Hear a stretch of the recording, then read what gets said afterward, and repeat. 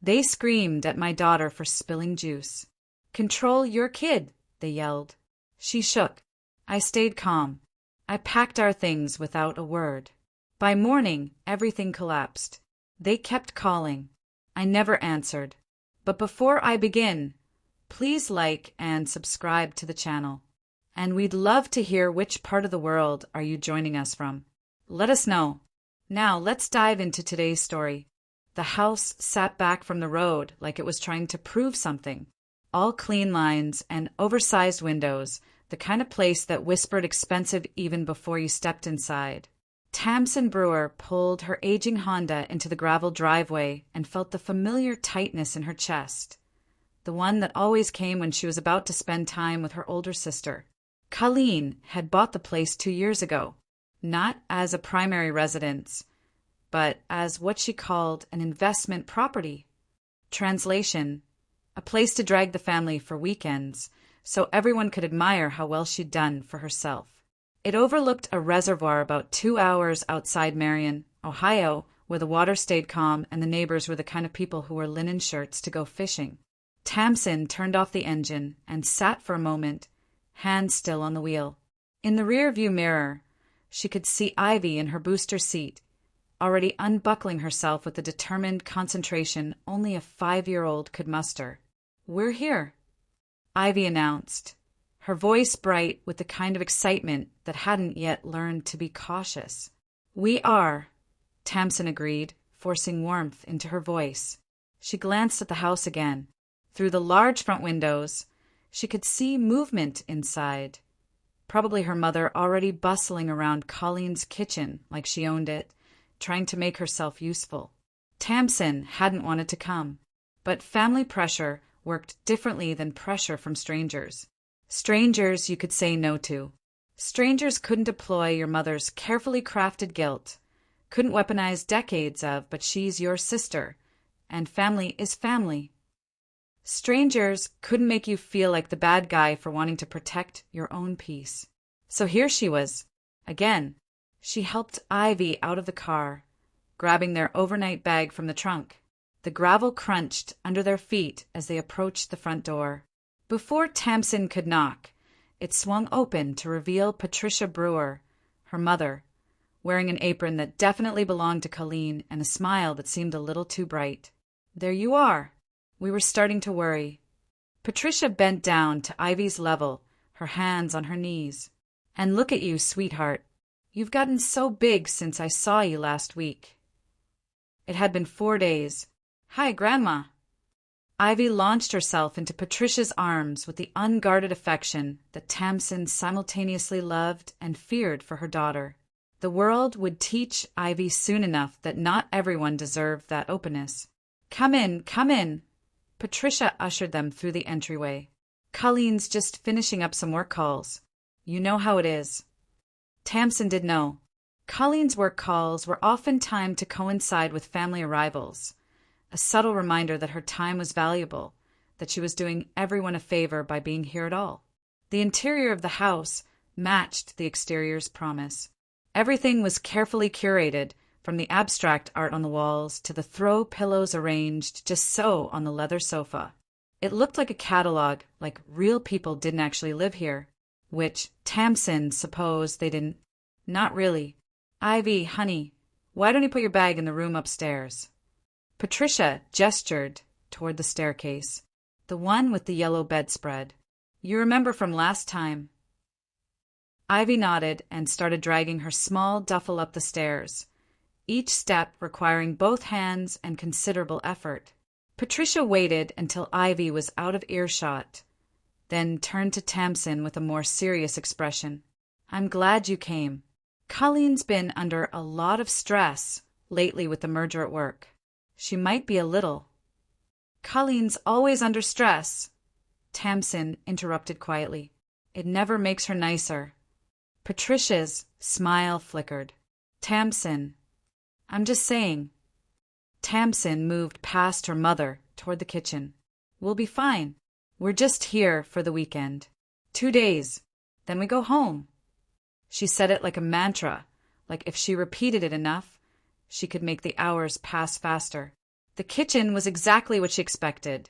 Gleaming countertops, professional-grade appliances, a massive island in the center with bar stools that cost more than Tamsin's monthly rent.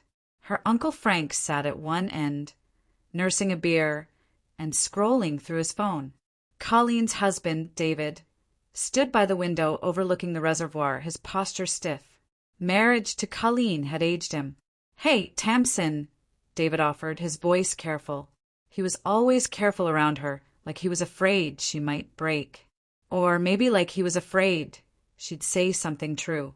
"David." She set her purse on a chair that was definitely not meant for purses.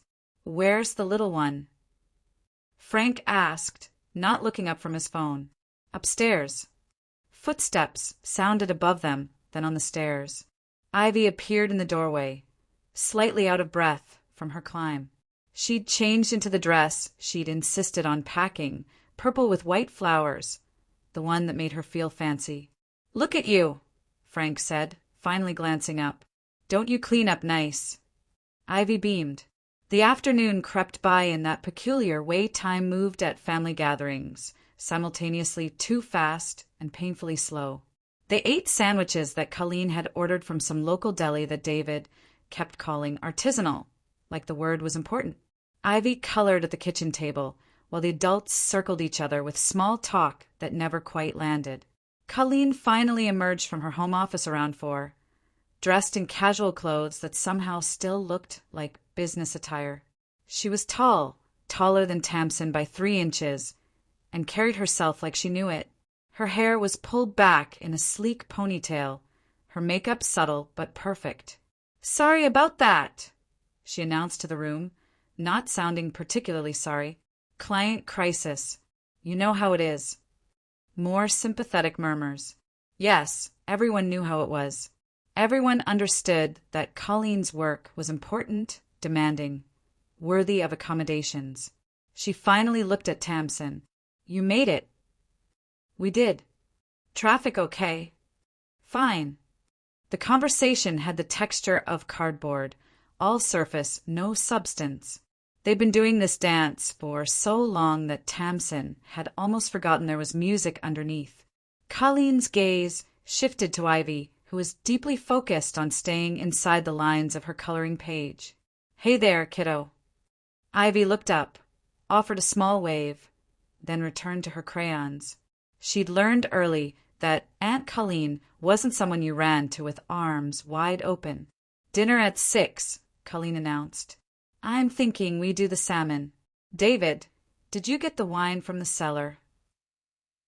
The dinner planning consumed the next hour. Tamsin volunteered to help, mostly to have something to do with her hands. She chopped vegetables while her mother made conversation, and Colleen issued instructions like a conductor before an orchestra. David grilled on the back deck. Frank dozed in an armchair. Ivy continued coloring, her small presence easy to overlook in the bustle of preparation. By 6:15, they were seated around the dining table, a massive piece of reclaimed wood that Colleen had once spent 20 minutes explaining the provenance of. Candles flickered in the center. The salmon looked perfect, arranged on a platter with lemon slices and herbs. Everything looked perfect. It always did at Colleen's house. Ivy had been given a kid's cup, one of those plastic ones with a built-in straw, filled with juice. Grape juice, her favorite. She sat next to Tamsin, swinging her legs under her chair, still wearing the purple dress. The adults talked about work, about politics, about mutual acquaintances, and their various dramas. Ivy ate her salmon in small, careful bites, occasionally glancing at Tamsin for reassurance. She was being good. Tamsin could see her daughter making herself small, quiet, manageable. It made Tamsin's throat tight. Ivy reached for her cup, her small hand wrapped around it, but the grip wasn't quite right. Maybe the condensation made it slippery. Maybe she was just 5 and coordination was still a work in progress. Maybe it didn't matter why. The cup tipped. Grape juice spilled across the table in a purple wave, spreading over the wood grain, soaking into the white fabric placemat in front of Colleen's seat. The liquid moved with strange speed, finding the cracks, the grooves, pooling at the edge before dripping onto the floor. The room went silent, not the comfortable silence of people enjoying a meal, but the sharp kind, the kind that cut. Ivy froze, her hand still extended, her eyes going wide. The cup rolled once, twice, then settled on its side, empty. Colleen's fork hit her plate with a metallic clink. She turned, her gaze zeroing in on the spreading stain, then on Ivy. "Are you serious right now?" The words came out hard and fast. Her voice rose on the last word, carrying an edge that made even Frank shift uncomfortably. "Tamsin, control your kid." The silence deepened, became something with weight. Ivy's face crumpled. Her bottom lip trembled, but she didn't cry yet. She was waiting, Tamsin realized, waiting to see if it was safe to have feelings about what just happened. Tamsin felt something settle in her chest, something cold and final. She pushed back her chair slowly, the legs scraping against the floor. She stood. She didn't do anything wrong. Her voice was quiet, but it carried. Colleen's head snapped toward her. "Excuse me." "She didn't do anything wrong," Tamsin repeated, each word deliberate. "She's 5. It was an accident." Colleen stood now, too, matching Tamsin's stance. Her height advantage suddenly felt less significant. "It's not about wrong. It's about respect. That child needs to learn." She gestured at the table. "This table cost more than your car, Tamsin. More than your car. Do you understand that?" Tamsin looked at her sister, really looked at her. She saw the tight line of Colleen's mouth, the way her nostrils flared slightly, the rigid set of her shoulders. She saw someone who valued a piece of furniture more than a child's dignity. She saw someone who thought money gave her the right to speak to a 5-year-old like that. She saw clearly, maybe for the first time. "We're leaving." Tamsin turned to Ivy and extended her hand. "Get your jacket, sweetie." Ivy slid off her chair immediately, grateful for permission to escape. "Don't be dramatic," Colleen said, but her voice had changed, less certain now. Patricia stood, her hands fluttering. "Tamsin, honey, it's fine. We can clean it up. It's just juice." "Just juice," Tamsin echoed, but apparently worth screaming at a child over. "I wasn't screaming," Colleen snapped. Tamsin didn't answer. She walked toward the stairs where Ivy had already disappeared to grab their things. David remained frozen at the table, his eyes fixed on his plate like it held answers. Frank cleared his throat but said nothing. Patricia followed Tamsin to the base of the stairs, her voice low and pleading. "Don't do this. Don't make this into something bigger than it is." Tamsin stopped, one foot on the bottom step. She turned to look at her mother. Patricia's face showed worry but not surprise. That was the worst part, the utter lack of surprise. "How long have I been making myself smaller, so Colleen doesn't have to change?" Tamsin asked quietly. Patricia blinked. "That's not fair." "No," Tamsin agreed. "It's not." Ivy appeared at the top of the stairs, dragging their overnight bag with both hands. She'd changed out of the purple dress and back into her jeans and t-shirt. The dress lay draped over her arm. She'd taken the time to fold it, even in her hurry. Tamsin's heart cracked. She climbed the stairs and took the bag from her daughter. "You okay?" Ivy nodded, but her eyes were shiny. They descended together, Tamsin's hand on Ivy's shoulder. The dining room had emptied. Everyone had scattered to avoid the confrontation, a familiar family pattern. Only Patricia remained in the entryway, wringing her hands. "Tamsin." "I'll call you when we get home," Tamsin said. She meant it gently, but she was done talking. The door closed behind them with a soft click. The evening air was cool, carrying the scent of pine and water. Crickets sang in the growing dusk. Tamsin loaded their bag into the trunk, while Ivy climbed into her booster seat. Neither of them spoke until they were back on the main road, the house disappearing in the rearview mirror. Aunt Colleen hates me, Ivy whispered. The words hung in the car between them. Tamsin's hands tightened on the steering wheel. She took a breath, then another, choosing her words with the care of someone defusing a bomb. She doesn't get to decide who you are, Tamsin finally said, her voice steady. Do you understand that? You're kind. You're smart. You're brave. You spilled juice because that's what happens sometimes. That doesn't make you bad. That doesn't make you wrong. That makes you human. Ivy was quiet for a moment. Then are you mad at me? No. Tamsin's voice cracked slightly. No, baby. I'm not mad at you. I'm mad at grown-ups who forgot how to be decent people. Is Grandma mad? Grandma wants everyone to be happy. Tamsin watched the road stretch ahead of them, the white lines blurring slightly in the gathering dark. But sometimes you can't make everyone happy. Sometimes you have to choose. Did you choose me? The question was so simple, so direct, so perfectly 5 years old. Every time, Tamsin said. Every single time, I choose you. They drove in silence after that, but it felt different now, less heavy. Ivy's breathing evened out as exhaustion from the emotional day caught up with her. Tamsin's mind, however, raced. She thought about other moments.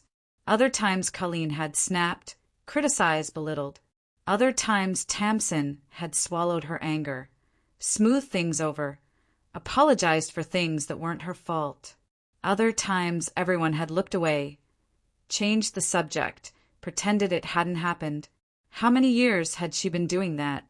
Colleen had always been like this. Loud, critical, untouchable because she was the successful one. The one who went to a good college. The one with the high-paying job. The one who married well, bought property, vacationed in places that required a passport. Growing up, Colleen yelled and Patricia smoothed it over. Tamsin learned to be small, to apologize, to fade into the background. Being invisible was safer than being noticed. Being agreeable meant fewer explosions. But somewhere along the way, Tamsin had become a mother herself. And being a mother meant she couldn't be invisible anymore. Ivy was watching, learning, absorbing the patterns Tamsin demonstrated. What was she teaching her daughter by accepting Colleen's behavior? The question followed her the rest of the drive home. Their apartment was modest, a 2-bedroom in an older building that had seen better decades. The carpet was worn, the kitchen small, the water heater temperamental. But it was theirs, safe, quiet. No one yelled here. Tamsin carried a sleeping Ivy inside and tucked her into bed without waking her. She removed the child's shoes, pulled the blanket up to her chin, smoothed hair away from her forehead. Ivy's face in sleep looked peaceful, unburdened. Tamsin wanted to keep it that way. She sat on the edge of her own bed later, her phone in her hand, staring at the missed calls already accumulating. 2 from her mother, 1 from Colleen. She didn't listen to the voicemails. Instead, she sat in the silence of her own home and felt something shift inside her, some tectonic plate of her identity moving for the first time in years. The pressure that had been building finally found a release point. Leaving Colleen's house felt less like walking out of a party and more like closing a door she'd been holding open since childhood. Her arms were tired, her shoulders ached, and she was done. She was simply done. Colleen called at 7 the next morning.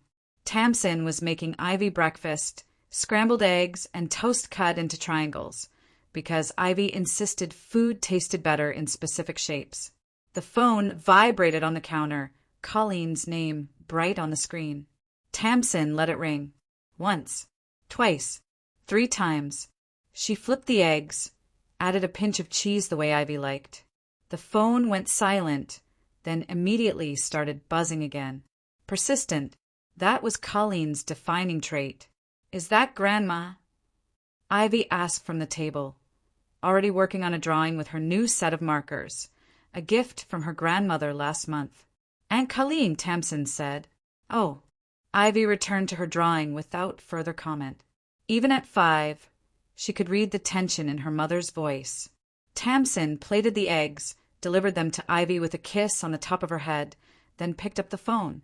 She walked to the small balcony off the living room, sliding the door, closed behind her for privacy. What? Not a question. A statement. Colleen's voice came through sharp. You embarrassed me. In front of everyone. Do you understand that? You made a scene. Tamsin looked out at the parking lot below, at the morning sun catching on car windshields, at a neighbor walking their dog. Normal Sunday morning things. The world kept turning. You yelled at my child, Tamsin said, her voice level. It wasn't yelling. It was, oh, come on. I raised my voice a little because she made a mess. Kids need to learn consequences, Tamsin. You baby her too much. That's always been your problem. You're too soft. Tamsin felt something cold crystallize in her chest. My problem. Yes, your problem. You know what David said after you left. He said you've always been oversensitive, that you take everything personally. And he's right. You do. You always have. The manipulation was almost beautiful in its efficiency. Colleen had turned the situation completely around, made herself the victim, recruited David to testify on her behalf. It was a familiar dance. I'm not doing this, Tamsin said quietly. Not doing what? This conversation, this pattern, any of it. Silence on the other end. Then, so what? You're just going to avoid me forever because I hurt your feelings. That's mature. I'm protecting my daughter. Colleen laughed, a short, sharp sound. From what? From an aunt who expects basic manners. From someone who thinks a table matters more than a child's feelings. Oh my God, Tamsin. It was juice. Grape juice on expensive wood. I had every right to be upset. You could have been upset without screaming. I didn't. Colleen stopped herself, exhaled loudly. You know what? I don't have time for this. I called to clear the air. I called to move past it. But if you want to be dramatic and hold grudges like you always do, fine. That's on you. The line went dead. Tamsin stood on the balcony for another moment, phone still pressed to her ear, listening to silence. She expected to feel shaken, guilty, uncertain. Those were the emotions Colleen's anger usually triggered. Instead, she felt relief. The phone buzzed again almost immediately. This time, Mom. Tamsin waited until noon to answer. Patricia's voice was soft, careful. Honey, I know yesterday was hard. It was. Colleen feels terrible. Tamsin almost laughed. She called me this morning. She didn't sound terrible. She sounded angry that I embarrassed her. A pause. Then, you know how she is. She doesn't always express herself well when she's upset. Mom. Tamsin sat down on her couch, suddenly tired. She made Ivy cry. Over juice. I know. And that wasn't okay. But don't you think leaving like that was a bit extreme? You could have stayed. We could have talked through it. I tried talking through it. I said Ivy didn't do anything wrong. Colleen compared her table to my car. She didn't mean that the way it sounded. How did she mean it? Silence again. Patricia was good at silence, the kind that suggested Tamsin was being unreasonable just by asking direct questions. I'm taking some space, Tamsin said finally. From Colleen. Maybe from family gatherings for a while. I need to think. Space. Patricia's voice pitched higher. Tamsin, you can't just cut your sister out of your life. She's family. She's also someone who makes my daughter feel unsafe. That's not fair. Ivy was fine. She asked me if Colleen hated her, Tamsin said quietly. On the drive home. She asked if I was mad at her for spilling. She asked if Grandma was mad. She's 5 years old, and she's trying to figure out if she's allowed to take up space in the world. What do you think I should tell her? Patricia was quiet for a long moment. When she spoke again, her voice was smaller. I just want my daughters to get along. I wanted that too, Tamsin said. But Colleen decides she doesn't have to be kind and I'm supposed to accept it because she's family. That's not getting along. That's me disappearing, so she doesn't have to change. It doesn't have to be this way. You're right. It doesn't. Colleen could apologize. To Ivy. Actually apologize, not just make excuses or say she feels terrible to you while calling me oversensitive. She won't, Patricia said. So quietly Tamsin almost didn't hear. I know. Another long silence. Then, what do you want me to do? I want you to stop making me responsible for Colleen's feelings, Tamsin said. I want you to stop asking me to be smaller so she can be bigger. But I'm not going to tell you what to do. You'll figure out what matters to you. She said it gently, but the truth still landed hard. Patricia made a small sound, not quite a sob, not quite a sigh. I love you both, she finally said. I know you do. After the call ended, Tamsin sat for a while in the quiet of her living room. Ivy was playing in her bedroom, her voice drifting through the wall as she narrated some elaborate game with her stuffed animals. Safe, happy, unaware of the adult complications swirling around her. That was good. That was how it should be. The weeks that followed had their own strange rhythm.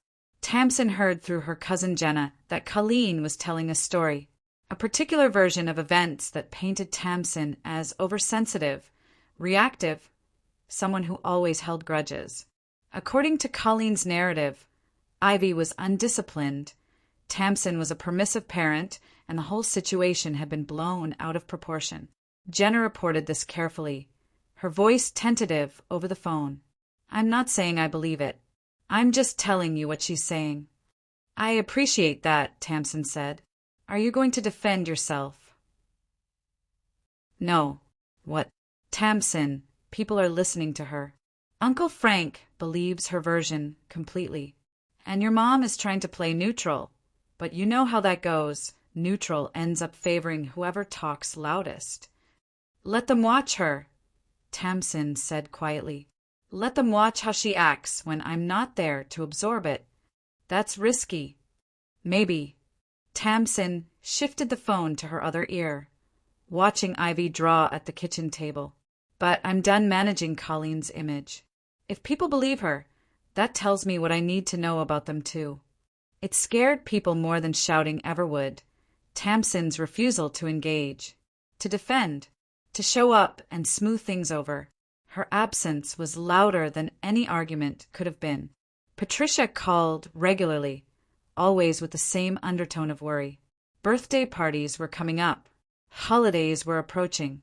The family expected them. I'm not going, Tamsin said each time, her voice calm. Colleen will be there. I know.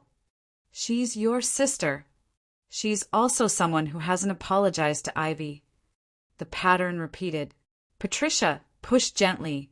Tamsin held firm. No anger. No lengthy explanations. Just quiet, consistent boundaries. 3 months after the juice incident, there was a barbecue at Uncle Frank's house. Tamsin agreed to go because Colleen wasn't on the guest list. She should have known better. They'd been there an hour. Ivy playing with Frank's dog in the backyard. Tamsin helping her Aunt Diane set out food.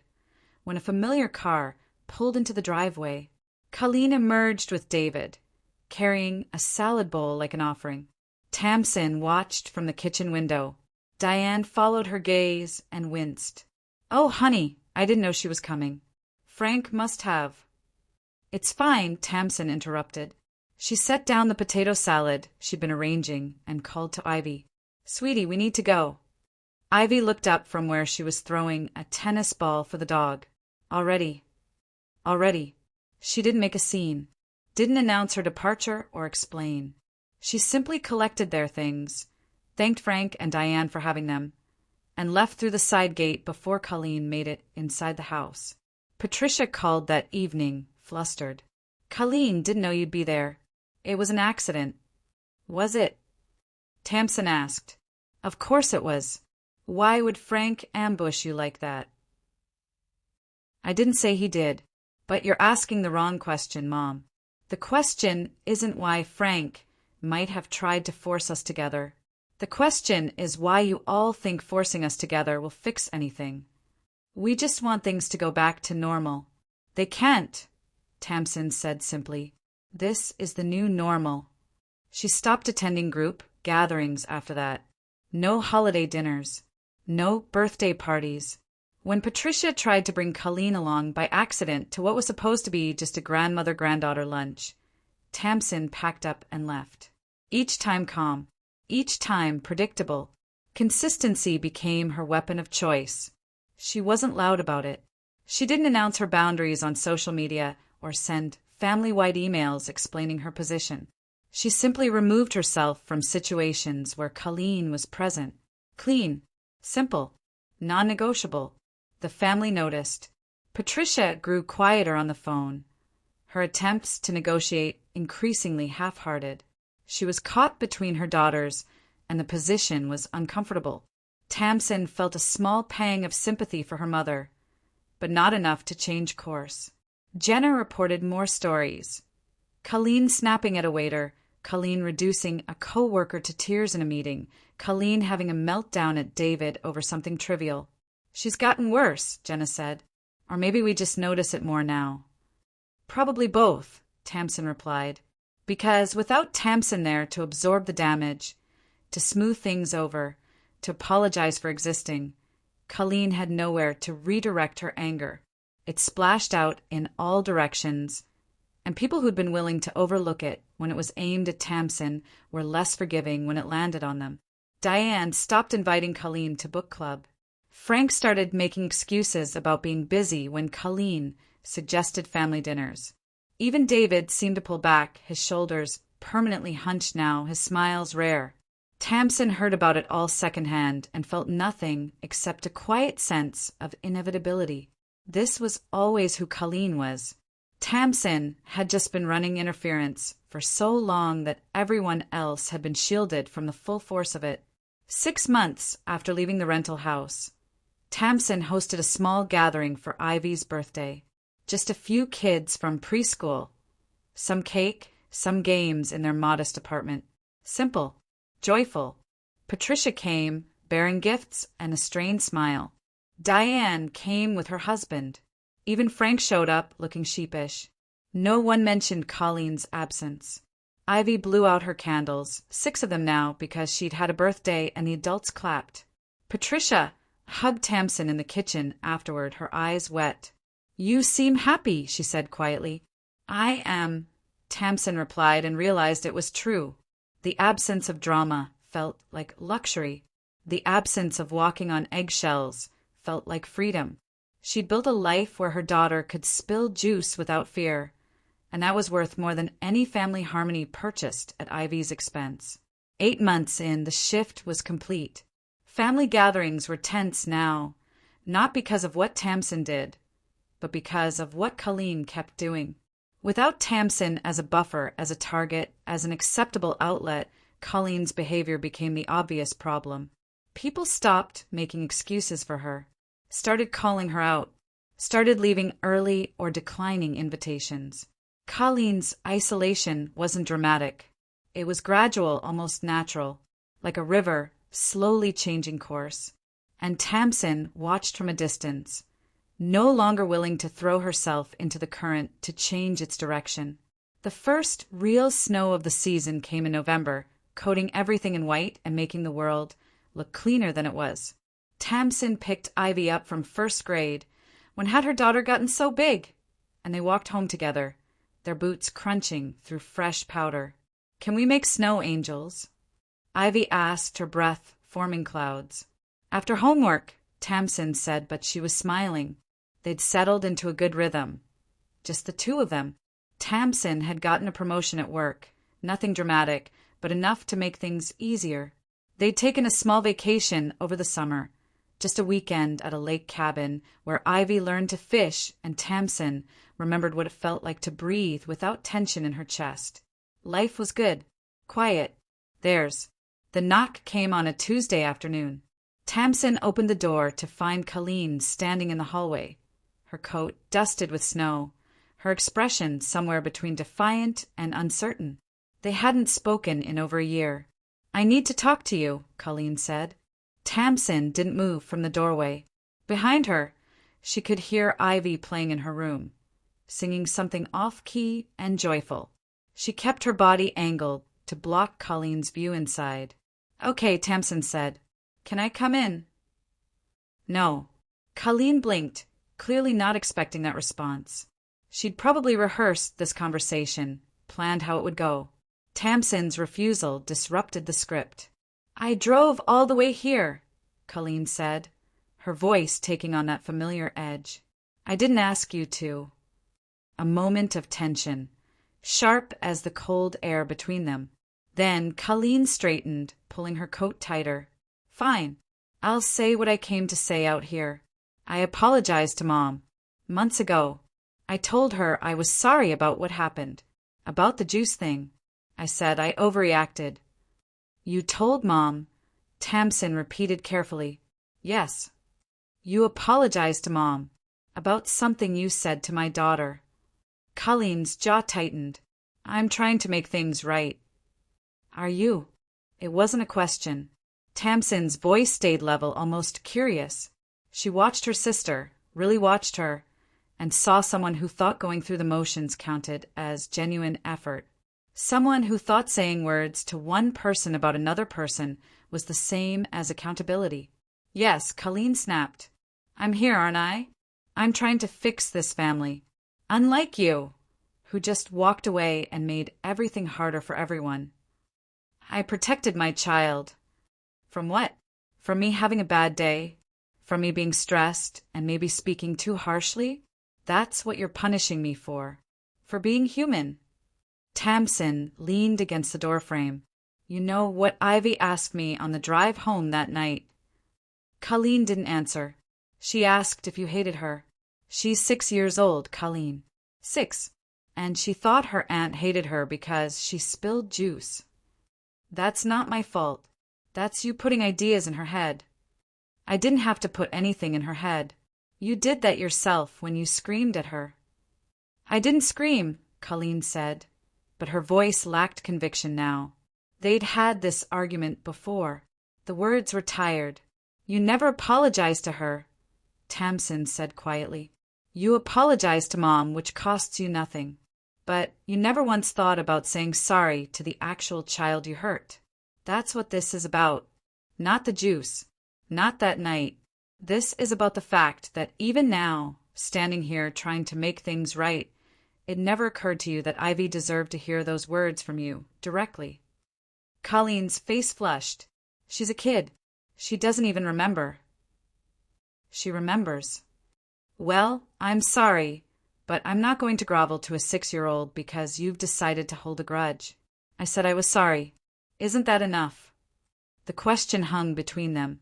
Tamsin thought about all the times she'd heard similar questions. Isn't it enough? Why do you always have to make things difficult? Why can't you just let it go? Questions designed to make her feel unreasonable for having standards, for expecting basic decency. No, she said simply. It's not enough. Colleen stared at her. So that's it? You're really going to cut me out of your life forever over this? I'm not cutting you out. I'm choosing not to expose my daughter to someone who hurt her and never apologized. There's a difference. That's the same thing. It's not. You're welcome to change, to actually apologize to Ivy, to show up as someone safe. But until you do, yes, we're going to continue living our lives without you in them. And we're fine. We're happy, actually. She said it gently, but the truth of it landed hard. Colleen's expression shifted, something cracking beneath the anger. For just a moment, Tamsin saw confusion there. Genuine bewilderment that her sister wasn't fighting for her, wasn't begging for reconciliation, wasn't doing the work of maintaining a relationship Colleen had broken. Mom's upset, Colleen tried. This is killing her. Then maybe you should apologize to Ivy so we can all move forward. Why is it always on me? Colleen's voice rose. Why am I always the bad guy? You walked out. You refused to come to family events. You turned everyone against me. I didn't turn anyone against you. Tamsin said. I just stopped running interference. You did the rest yourself. Colleen opened her mouth, closed it. Her hands clenched at her sides. You're being unreasonable. I'm being a mother.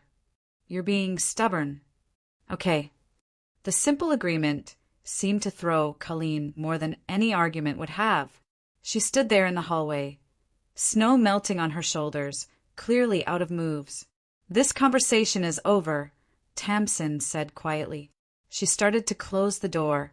Wait, Colleen's hand shot out, not quite touching the door but hovering near it. What am I supposed to do? How do I fix this? For the first time, there was something real in her voice, something almost vulnerable. Tamsin paused. I already told you. Apologize to Ivy. Actually apologize. Not because Mom told you to. Not because you want access to family events. Because you hurt a child and that matters. I can't do that. The admission was so quiet Tamsin almost missed it. Why not? Colleen's face twisted. Because then I'm admitting I was wrong. I'm admitting I'm the kind of person who would hurt a child over something stupid. And I can't. She stopped, breathing hard. I can't be that person. Tamsin felt something close to pity stir in her chest, then settle back down. You were that person. That night at the rental house. You were exactly that person. And until you can admit it, nothing changes.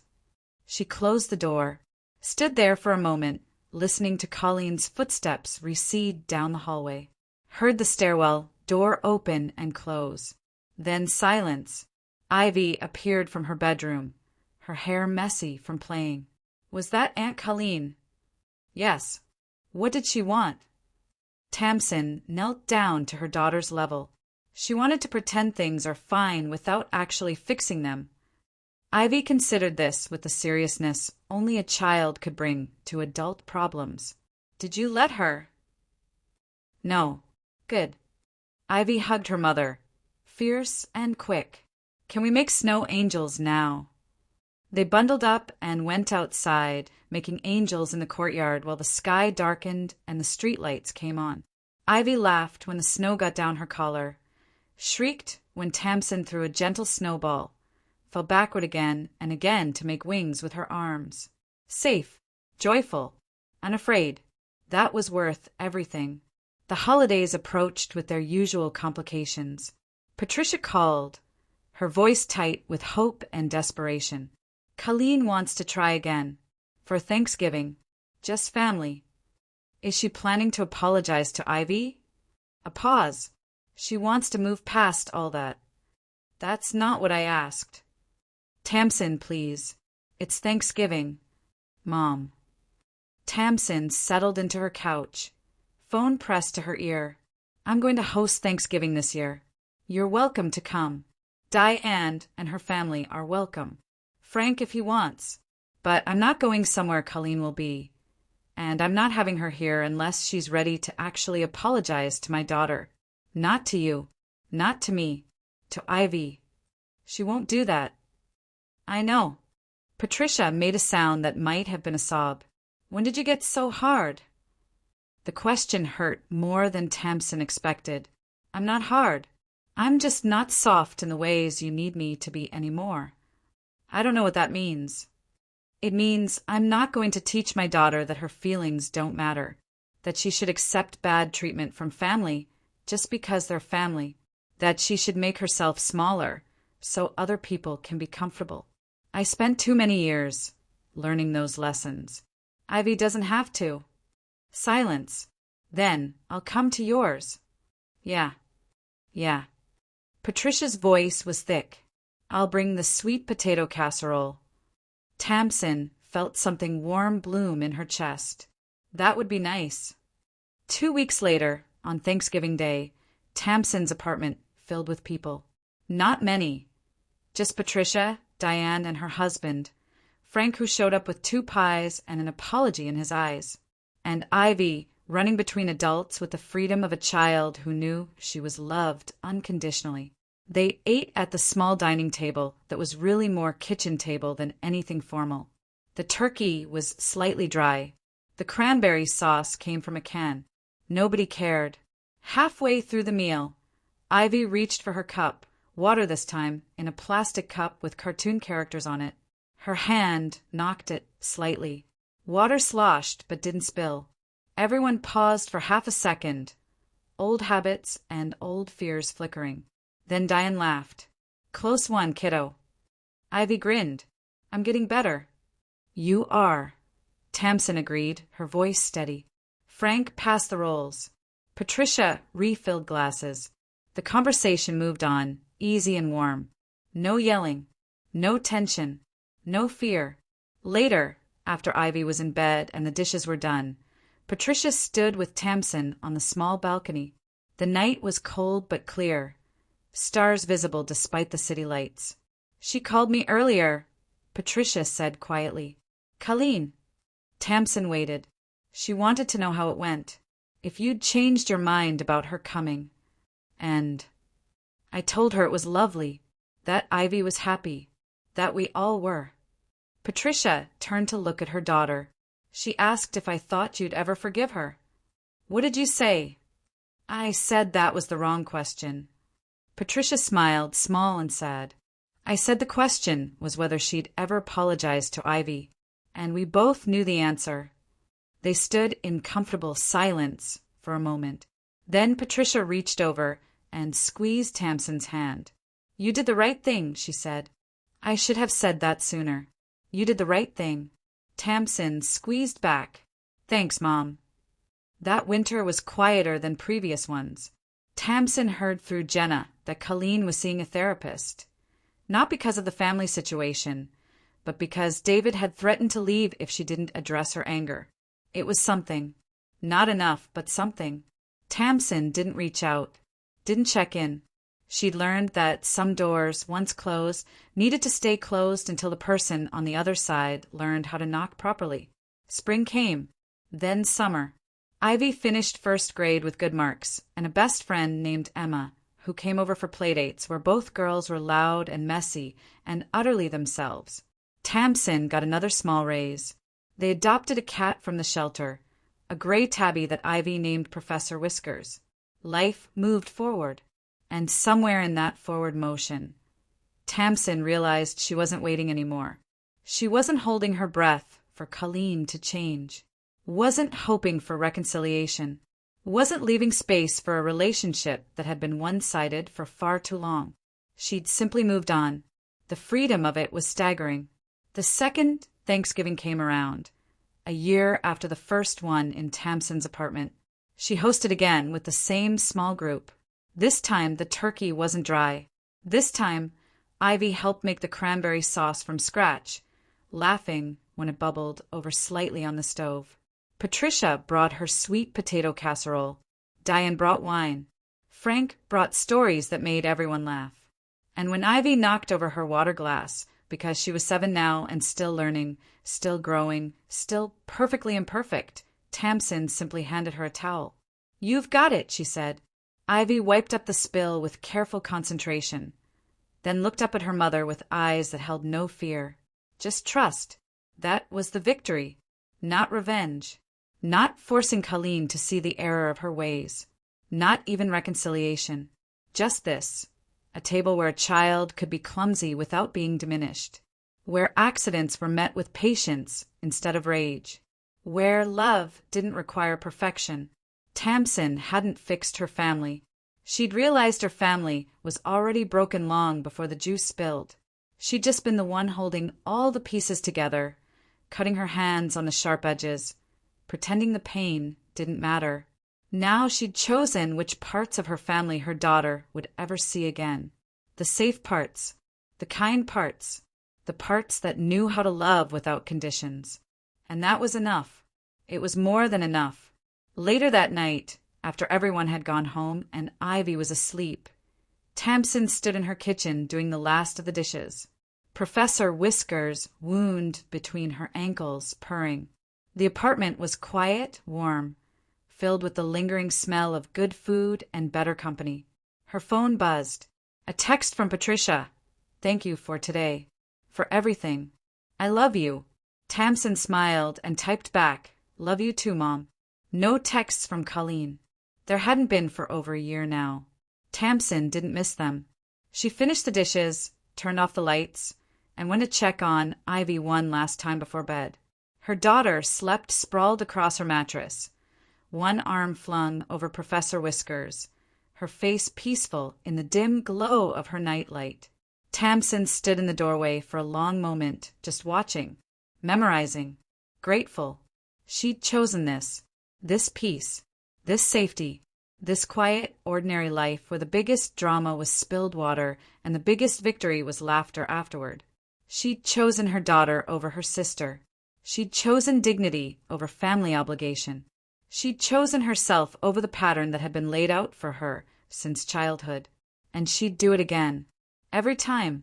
Without hesitation. Because that's what it meant to be a mother.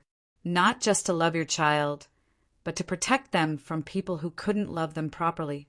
Even if those people were family. Especially if those people were family. Tamsin closed Ivy's door softly and went to her own room. Her heart light, her conscience clear. Some doors closed so better ones could open. And on the other side of that door was everything that mattered.